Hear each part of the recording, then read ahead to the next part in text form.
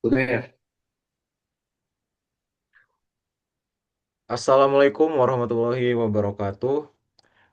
Kami dari kelompok 8. Di sini kami ingin mempresentasikan terkait metabolisme energi dengan mata kuliah biokimia, dosen pengampu Ibu Berta. Untuk berikut nama-nama anggota kelompok kami berjumlahkan 5 orang. Baik, sebelum kita masuk ke pembahasan pada presentasi kali ini, mungkin sebelumnya teman-teman di sini sempat bertanya-tanya ya, metabolisme sendiri itu seperti apa dan apa gitu. Mungkin yang secara simpelnya yang dapat teman ketahui itu seperti kenapa sih di saat kita habis olahraga, setelah olahraga itu disarankan untuk mengkonsumsi minuman-minuman manis atau makanan-makanan manis. Nah, terus juga mungkin teman-teman di sini ada yang gym beban segala macam. Nah, di sana kan terkadang kita disuruh ini ya, buat mengkonsumsi daging yang mengandung protein-protein berlebih. Nah, kenapa sih daging-daging tadi itu ataupun makanan-makanan tadi itu disarankan atau dianjurkan dikonsumsi saat setelah kita melakukan suatu kegiatan? Nah, disinilah kita akan membahas yang dinamanya metabolisme. Bisa dibaca sendiri di sini teman-teman, seluruh metabolisme itu merupakan seluruh reaksi yang terjadi dalam sel dan jaringan tubuh yang bertujuan untuk mempertahankan kehidupan. Lalu melalui metabolisme ini tubuh itu dapat yang tadi saya jelaskan sebelumnya, dapat menghasilkan energi, membenarkan sel yang rusak, dan juga menyesuaikan jaringan dan juga menyesuaikan diri dengan lingkungannya. Nah, kemudian kita akan membahas dari contoh-contoh dari metabolisme sendiri yang terjadi pada dalam tubuh. Yang pertama itu ada anabolisme, yang dimana di sini itu proses penyusunan molekul sederhana menjadi molekul kompleks.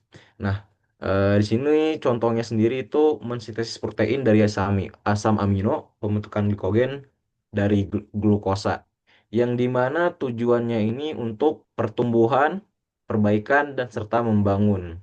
Nah, dari proses anabolisme sendiri ini, tubuh membutuhkan energi. Seperti yang tadi, mungkin kita setelah olahraga ekstrim, tubuh lemas, kita butuh karbohidrat. Jadi tubuh itu membentuk glukosa dari glikogen-glikogen yang didapat dari karbohidrat tadi. Kita lanjut, ada katabolisme yang dimana itu proses pemecahan molekul kompleks menjadi molekul sederhana. Ciri utamanya menghasilkan energi, menyediakan energi. Untuk contohnya ada glukosa menjadi karbohidrat dan juga protein menjadi asam amino. Nah, untuk protein sendiri ini seperti yang sebelumnya saya jelaskan, dari mana mungkin beberapa orang yang memang suka berolahraga angkat beban mengkonsumsi protein berlebih, yang dimana protein itu bisa digunakan sebagai pembangun massa otot setelah latihan tadi, yang dimana dapat menghasilkan energi dan juga membantu selama proses beraktivitas seperti itu. Selanjutnya bisa, oh ya, perkenalkan juga dulu sebelumnya, maaf lupa. Saya Muhammad Rahil Huda dengan NPM 24069. Untuk selanjutnya terkait metabolisme karbohidrat bisa dijelaskan dengan teman saya. Baik, perkenalkan nama saya Muhammad Asep Firdaus dengan nomor NPM 24079. Di sini saya akan menjelaskan terkait tentang metabolisme karbohidrat. Nah, tadi sempat disinggung juga tentang karbohidrat, yaitu merupakan sumber energi. Contohnya nasi, roti, dan kentang. Di dalam sistem pencernaan, karbohidrat ini dipecah kembali menjadi bentuk yang lebih sederhana, yaitu glukosa. Glukosa ini kemudian diedarkan melalui darah dan nantinya akan masuk ke dalam sel. Di dalam sel, glukosa ini akan digunakan sebagai bahan bakar utama yang menghasilkan energi dalam bentuk ATP.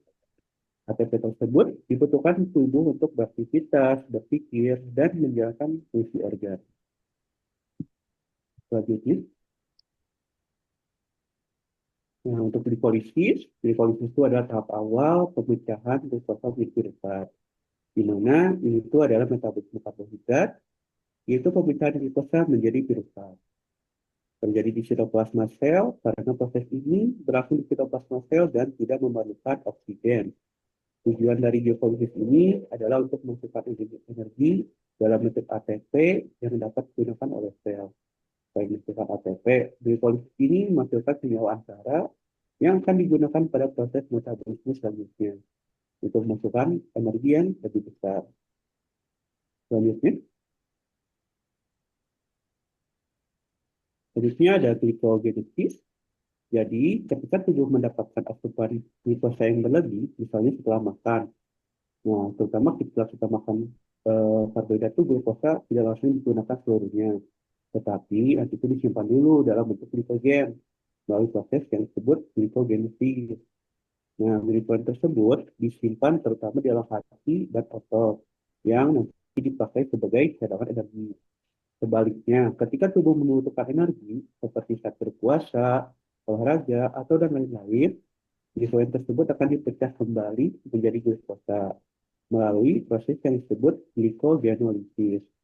Proses ini sangat penting untuk menjaga kadar glukosa darah tetap stabil dan memastikan tubuh mendapatkan energi. Selanjutnya akan dilanjutkan oleh rekan saya.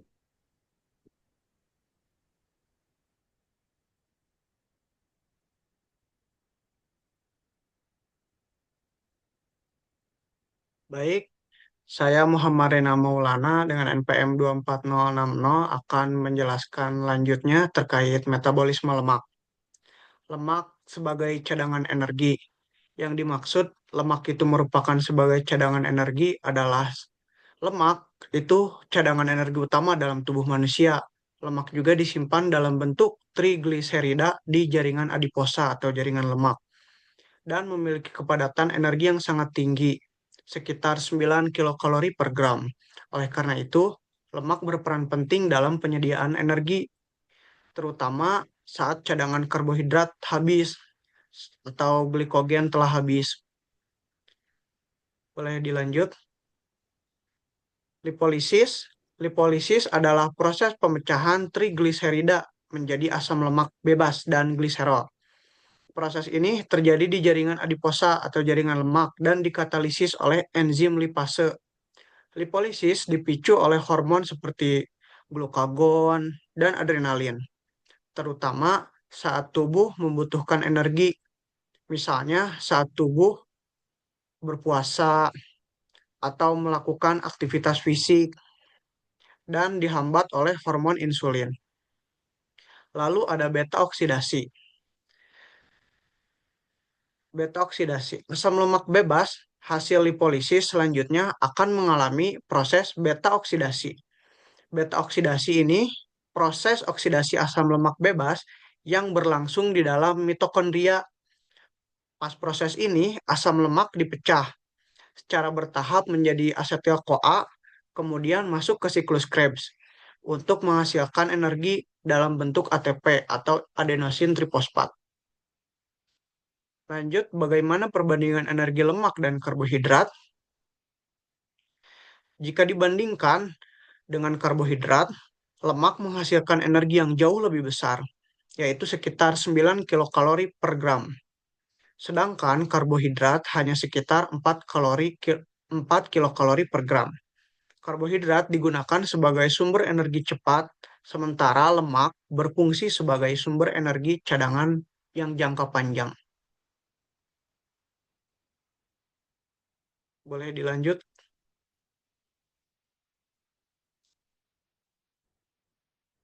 Baik, saya lanjutkan. Perkenalkan, dengan saya Muhammad Adida Sepuluh dengan NPM 24100.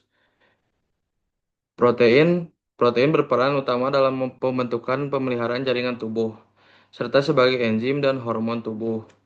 Tubuh tidak menggunakan protein sebagai energi utama karena protein tidak disimpan khusus sebagai cadangan energi, dan penggunaannya sebagai energi dapat mengganggu fungsi penting protein dalam tubuh.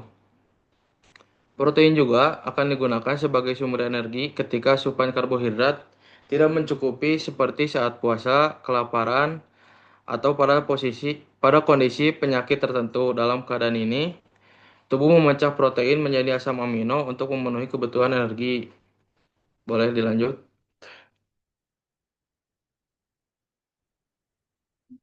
Lanjut, lanjut. Ada transminasi. Transminasi merupakan perpindahan gugus amino dari suatu asam amino ke senyawa lain. Proses ini penting untuk pembentukan asam amino non-esensial dan sebagai tahap awal sebelum asam amino mengalami deaminasi. Dan yang selanjutnya ada deaminasi. Deaminasi adalah proses penghilangan gugus amino dari asam amino yang terjadi terutama di hati. Proses ini menghasilkan amonia yang bersifat toksik dan rangka karbon yang selanjutnya dapat digunakan dalam proses pembentukan energi. Boleh dilanjut?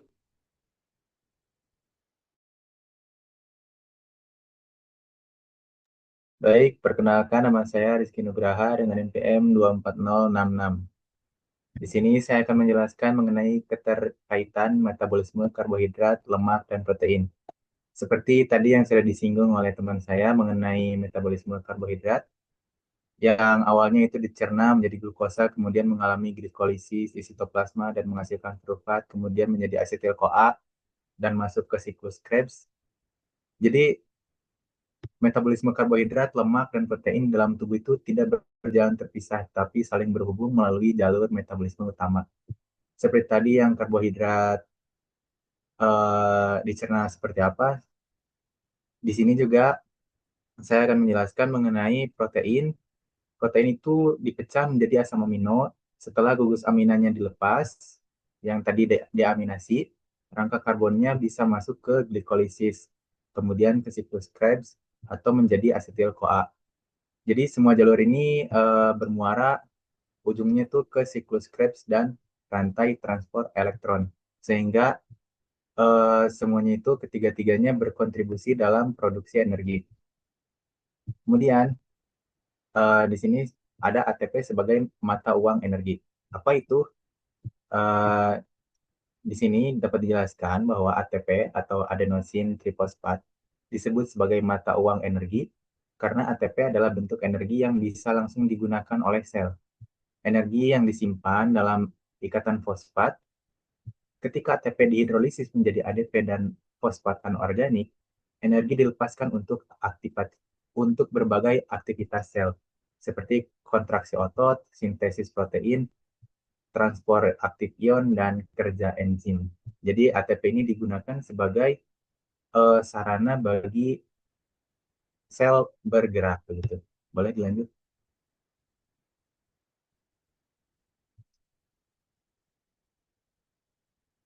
Nah, di sini ada dua contoh metabolisme, kondisi metabolisme. Yang pertama ada puasa. Pada kondisi puasa, tubuh mengalami penurunan asupan glukosa dari makanan. Pada fase awal, tubuh akan menggunakan cadangan glikogen di dalam hati. Terus, setelah glikogen menipis, tubuh beralih ke lemak sebagai sumber energi utama melalui lipolisis, menghasilkan asam lemak dan badan keton. Selain itu, otot juga dapat dipecah menjadi asam amino yang digunakan untuk gluconeogenesis guna memenuhi kebutuhan glukosa jaringan yang sangat bergantung pada glukosa. Yang kedua adalah olahraga. Saat olahraga, kebutuhan energi meningkat drastis.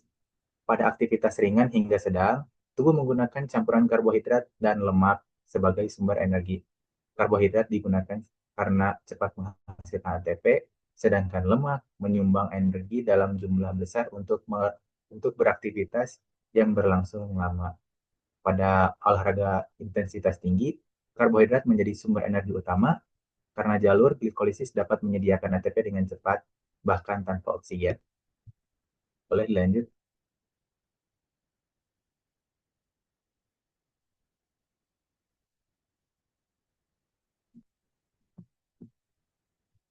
Nah, kesimpulannya, metabolisme energi adalah proses terpadu yang melibatkan karbohidrat, lemak, dan protein untuk menghasilkan ATP. Ketiga zat gizi ini saling menggantikan sesuai kondisi tubuh manusia, seperti puasa atau aktivitas fisik. Dengan sistem metabolisme ini, tubuh mampu menjaga pasokan energi agar fungsi sel dan organ tetap berjalan optimal. Begitu.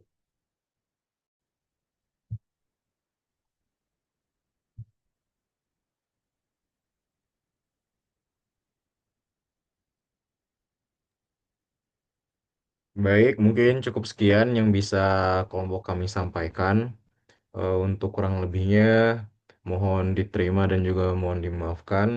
Sekian dari kami kelompok 8. Terima kasih.